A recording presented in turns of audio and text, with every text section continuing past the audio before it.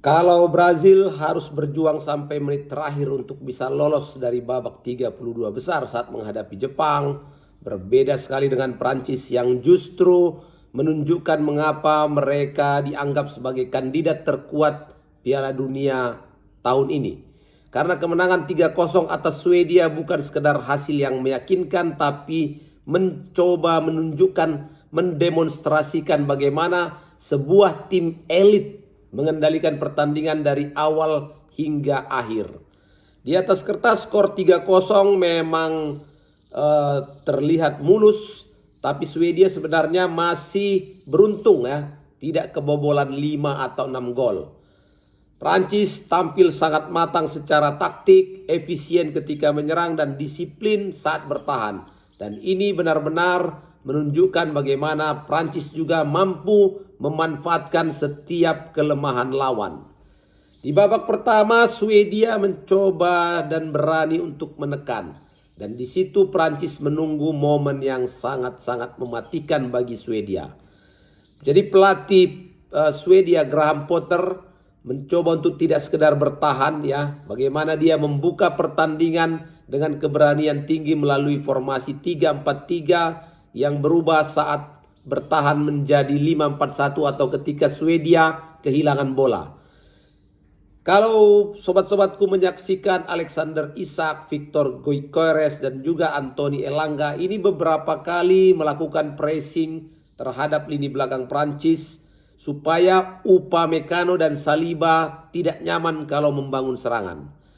Ini akan kita bahas lebih lanjut, tapi sebelumnya jangan lupa kalian untuk like, share, subscribe, dan berikan komentar terbaik di video Papa Tola Football. Terima kasih buat kalian semua sobatku yang sudah mendukung channel ini. Dan kita lanjutkan bagaimana strategi Prancis ya dan Didier Deschamps di awal-awal pertandingan walaupun mereka mendapat tekanan dari Swedia. Kalau tidak salah di menit ketiga Isak ya, bahkan si Isak ini punya peluang untuk mencetak gol setelah menerima kombinasi serangan dengan Gyökeres. Tapi penyelesaian akhir Isak sangat lemah dan mudah diamankan oleh Mike Maignan. Dan inilah satu-satunya ya serangan Swedia dalam periode pertandingan babak pertama yang cukup mengganggu Prancis ya. Itu baru cukup ya, belum menjadi gangguan sebenarnya. Dan di pertarungan lini tengah, strategi taktikal Didier Deschamps unggul jauh dari Graham Potter. Setelah 10 menit pertama, kalau kalian masih ingat bagaimana Prancis ya mengambil alih pertandingan. Dan di situ jelas Didier Deschamps mempercayakan pada Tchouaméni dan juga Rabiot untuk mulai mendominasi duel-duel di lini tengah. Dan mereka tidak buru-buru menyerang. Bahkan Prancis bisa memancing blok pertahanan Swedia untuk keluar sebelum mereka mengalirkan bola nanti menuju Michael Olise dan juga Ousmane Dembele di area half space. Jadi disitulah inti permainan Prancis saat menghadapi Swedia. Kalau menurut pandangan Papa Tola Football.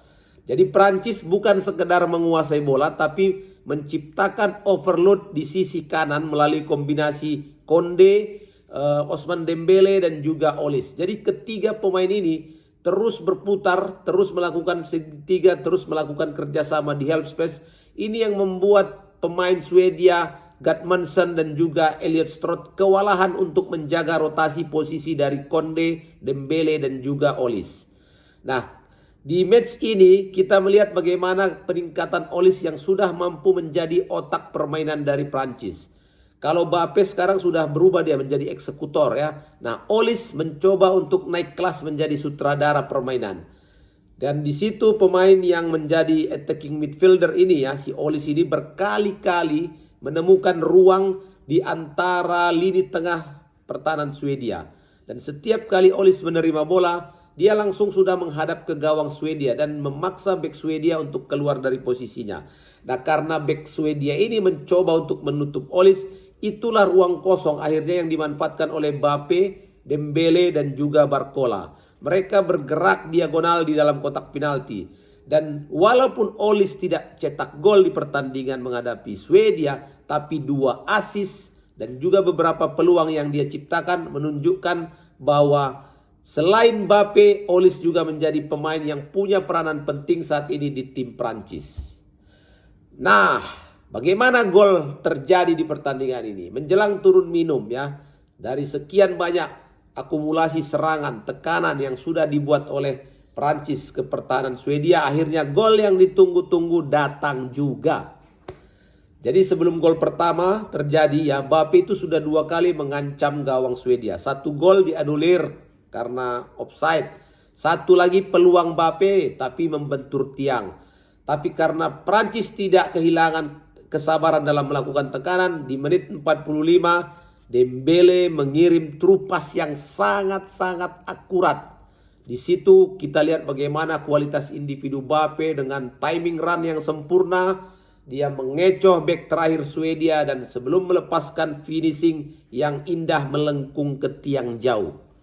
Dan gol ini sangat penting sobat, karena bukan hanya membuat Prancis unggul tapi juga memaksa Swedia untuk keluar dari blok rendah mereka di babak kedua. Karena mereka harus mencetak gol juga untuk menyamakan kedudukan. Dan di babak kedua apa yang diinginkan oleh Prancis terjadi. Begitu Swedia mencoba bermain lebih terbuka, lebih berani melebar, dan ruang yang mereka tinggalkan langsung dimanfaatkan oleh Prancis. Dan kejelian Didier Deschamps dan kepragmatisan Didier Deschamps itu dimainkan lagi di pertandingan menghadapi Swedia.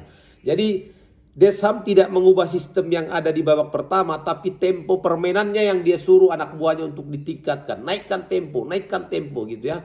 Dan Prancis sudah mulai bermain lebih vertikal. Dan Olise tetap menjadi pusat distribusi bola di babak kedua.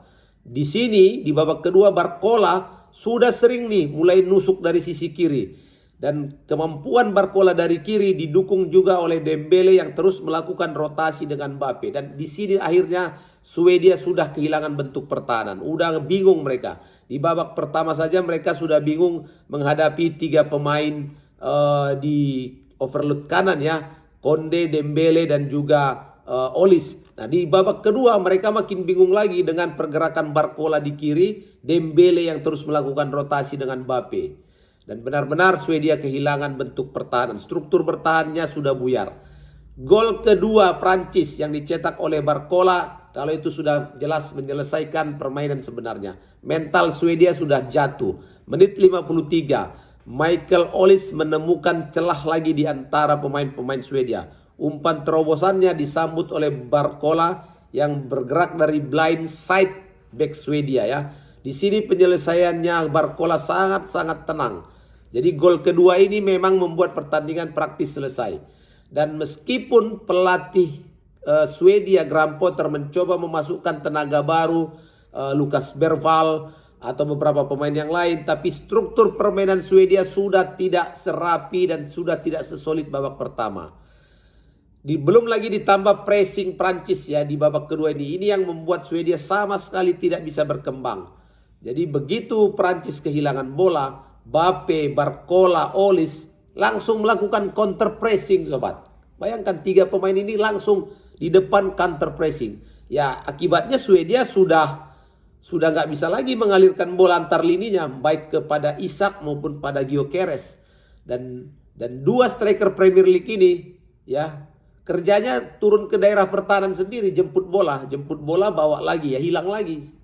Kalau menunggu bola nggak datang-datang, kalau jemput bola bawa ke atas ya di pressing lagi sama Prancis. Nah dengan gol kedua tadi dari Barcola, praktis Prancis sudah menguasai pertandingan, hanya menunggu saja untuk mencetak gol ketiga. Dan terjadi juga akhirnya gol ketiga menit 74. Lagi-lagi Mbappe yang menutup pertandingan ini. Di mana gol tersebut upaya dan kreasi dari Olise. Dia kirim assist ya, assist keduanya. Dan Mbappe menyambut dengan finishing yang menunjukkan Mbappe seorang striker kelas dunia. Tidak banyak sentuhan ya, tidak banyak sentuhan, tidak banyak gaya, langsung gol. Brace 2 gol. Dan ini membuat Mbappe mengkoleksi 6 gol di Piala Dunia 2026. Dan terus sudah barang tentu perebutan gelar top skor akan sangat-sangat seru sekali ya. Dan lebih luar biasa lagi, saat ini Mbappe sudah mencetak 18 gol sepanjang karirnya di Piala Dunia. Jadi hanya terpaut satu nih dari rekor ya kan, dari rekor Messi. Dan juga Mbappe resmi menjadi pencetak gol terbanyak sepanjang sejarah fase gugur ya di Piala Dunia dengan 10 gol. Jadi Mbappe ini cetak lagi rekor melewati rekornya Ronaldo Nazario, ya Ronaldo botak dan juga Leonidas. Kalau kita melihat ya, terlepas tadi bagaimana hasil skor 3-0, tapi Swedia sebetulnya sudah bermain sesuai dengan rencana. Karena menghadapi kualitas pemain dan kualitas tim sekelas Prancis, Swedia sadar diri. Graham Potter tahu betul bahwa anak asuhnya ini punya masalah di kualitas individu. Jadi saat menghadapi pemain-pemain sekelas Mbappe, sekelas Dembele, Olise, kesalahan kecil saja yang terjadi atau kesalahan kecil yang dilakukan oleh Swedia ini hukumannya bisa jadi gol. Dan kemudian Graham Potter juga tahu bahwa dia kehilangan lini tengah ya.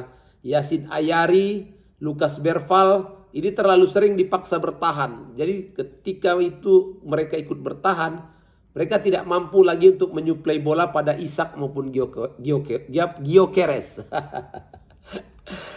Sobat-sobat Papatola Football dimanapun kalian berada ya, bahwa tadi malam itu pemain-pemain kuncinya ya Mbappe 2 gol ya, terus-menerus melakukan ancaman sepanjang pertandingan, pergerakannya tanpa bola ya, pergerakan tanpa bolanya itu luar biasa dan finishingnya sangat klinis ya. Belum lagi ditambah aksi Michael Olise 2 assist, kemampuan mengatur ritme serangan, dan berkali-kali juga sebetulnya Olise bisa memecah blok pertahanan Swedia dan hampir mencetak gol salto sobat. Tapi sayang gol salto spektakulernya tidak terjadi, hanya mistar ya, membentur mistar. Dan juga kepiawaian Ousmane Dembele dibantu dengan Tchouaméni yang menang hampir di semua duel lini tengah. Ini yang menjadi kunci permainan Prancis tadi pagi dini hari ya. Nah, kalau di kubu Swedia penampilan Jakob ya, penjaga gawangnya, walaupun dia bobol 3, tapi kalau bukan dia mungkin bisa sudah bobol 5 atau 6 ya. Dan juga Alexander Isak yang juga mampu menunjukkan kualitas individu yang bagus. Secara pertarungan taktik, kalau Papatola Football menilai Didier Deschamps menang mutlak ini ya, 9,5 dari 10. Karena dia mampu menguasai lini tengah. Kemudian strateginya juga bisa memanfaatkan overload di sisi kanan dan counter pressing yang sangat efektif dan tidak memberikan ruang transisi bagi Swedia. Berbanding dengan Graham Potter, rencana awalnya sebenarnya cukup baik ya. Jadi setelah kebobolan menjelang turun minum di babak pertama, Swedia kan dipaksa keluar menyerang ini untuk mencoba menyamakan kedudukan. Tapi akibatnya mereka kehilangan organisasi bertahan yang selama ini menjadi kekuatan Swedia. Dan untuk penilaiannya mungkin hanya nilai 6,5 atau 7/10 ya, untuk pertarungan taktik Deschamps versus Graham Potter. Nah, jadi kalau rekor-rekor sudah kita sampaikan tadi, dan hal-hal menarik seperti Mbappe bisa cetak brace ya, dan jadi koleksi 6 gol saat ini di Piala Dunia 2026. Michael Olise cetak 2 assist, dan ini membuat Olise sebagai top assist di turnamen ini dengan 5 assist. Nah, duet Mbappe dan Dembele ini menjadi rekor kombinasi gol dan assist terbanyak di Piala Dunia 2020. Iya, gol assist terbanyak di Piala Dunia 2026 dan juga sejak tahun 66 ya, sampai saat pertandingan ini ya. Dan di sini Prancis mencatatkan 4 kemenangan beruntun dan menjadi salah satu tim yang paling konsisten di turnamen. Dan berikutnya Prancis akan menghadapi Paraguay. Apakah nanti kejayaan, kedikdayaan, keperkasaannya Prancis bisa terus berlanjut, atau akan mendapati kejutan saat menghadapi Paraguay seperti Paraguay mengalahkan Jerman? Masih bisa terjadi sobat. Sobat-sobatku, itulah dia review match Papatola dari pertandingan Prancis menghadapi dan mengalahkan Swedia 3-0. Jangan lupa sobat, kalau kalian senang dengan video Papatola Football, jangan lupa untuk like, share, subscribe, dan berikan komentar-komentar terbaik kalian di video Papatola. Terima kasih sobatku, sukses selalu untuk kalian. Assalamualaikum warahmatullahi wabarakatuh.